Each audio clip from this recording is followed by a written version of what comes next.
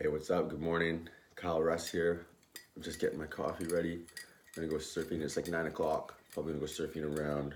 The tide's at 1, so just getting some stuff down here. I want to tell you a little bit about why I think it's so important to grow your paddle strength between surf sessions, not just during surf sessions. Now, it's traditionally been thought that the only way to grow paddle strength is to actually surf. The only way to stay in shape for surfing is to actually surf. And has led to a lot of people either completely losing their surfing abilities at all or completely, or just really struggling in the water and not making the best use of their time and not catching as many waves as they should. And that was me for a long time. So I work away from the coast. So I travel a ton. I'm away a lot. Sometimes I'll go months without surfing. One time I went away for work, saved a ton of money, spent a ton of money to go on a trip to Hawaii, my first time going. And I got there, my paddle strength was ruined, and I brought my board, but I couldn't even use it. So I rented a longboard for the first, I was using it for the first 7 days there. So I was the tourist with the rental board out there surfing. I felt like such a kook. But anyway, so I did that until I could finally start feeling a little bit better, and then I was able to use my board for the last couple of days, and that's such a disappointment for someone who's so surfing is so important to me. It's all I ever think about, especially when I'm away for work, and then to have that happen to me is brutal. And so the way I look at it like this is life is like a countdown, right?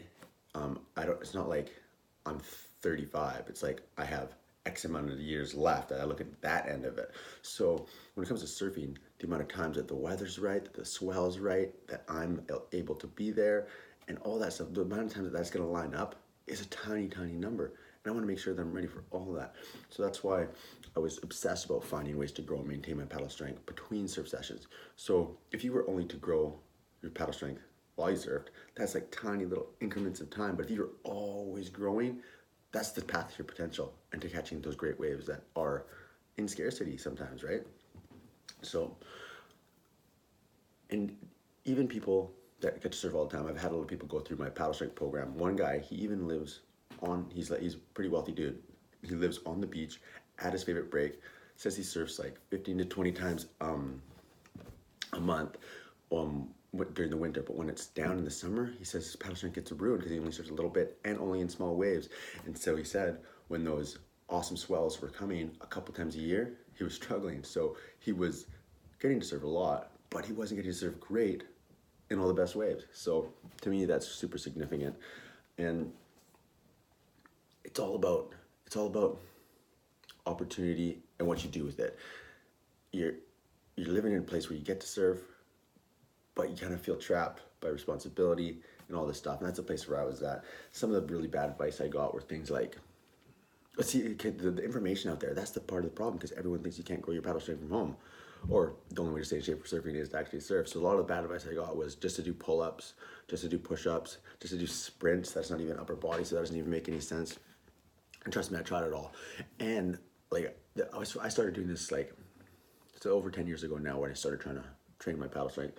And I looked online, looked on forums, and there was no good information out there. And there's still, you know what's funny? There isn't even a lot of people talking about this. There's a lot of like surf fitness people. They talk a lot about mobility and stretching and all that kind of stuff. And that's mandatory. You gotta have that to play as well. But nobody talking about paddle strength. That's the most valuable thing there is.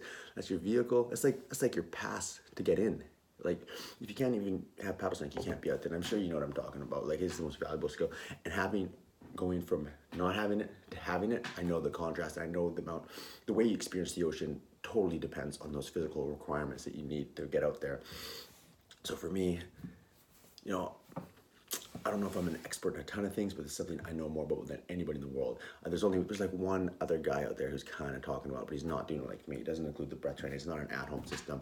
So my gift, I think, to the world, the most valuable thing I have to give is the knowledge for you to be able to grow your paddle strength every day for life so that when those quality swells show up, you're killing it. And even anytime you surf, you're out there killing it. So if you think about it, there's no such thing as too many waves. When you come to the end of your life and you look back, you're gonna say, I wish I got more, no matter what. Even right now, every time I surf, I'm like, oh man, I think about the one waves that I missed all the time. So in my eyes, if you love surfing, it's your obligation to yourself, obligation to your future self and your present self, catch as many waves as possible. The only way to do that, the only way to reach your potential is to make sure that you're growing all year long between surf sessions from home. My name is Kyle Ross. I hope this message finds you well. This is Hydro Mind. Thanks for watching.